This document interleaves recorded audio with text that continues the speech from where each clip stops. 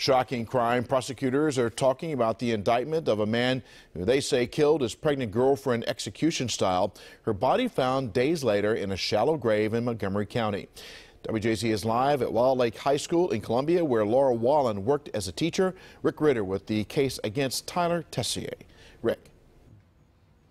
Well, Vic, Laura Wallen was pregnant for 14 weeks at the time she was murdered, and many wondered if Tessier would be charged with the death of her unborn child. Just days after she went missing, Tyler Tessier held hands with the mother of Laura Wallen, pleading to the public for help.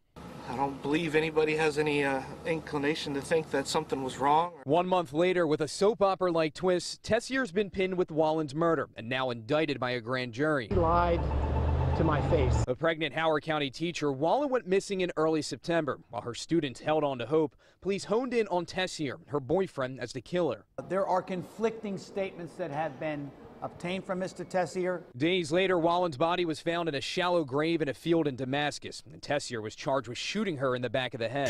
When I found out, I ran up the stairs screaming and crying. Police say Tessier had a fiancé that Wallen tried to contact days before to tell her about the baby, what may have prompted him to carry out the monstrous plan.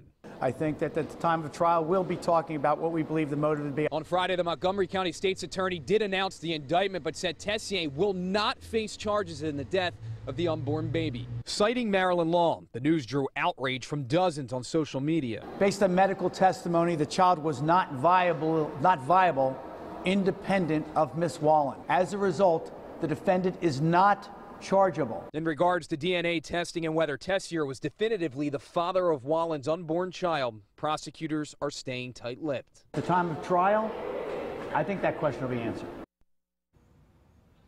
The public defender who represents Tessier says he's innocent and that he cared deeply about Wallen and would never hurt her. Vic. Rick, thank you. Tessier is facing a maximum sentence of life in prison. Officials say they're expecting a lengthy trial to begin shortly after the new year.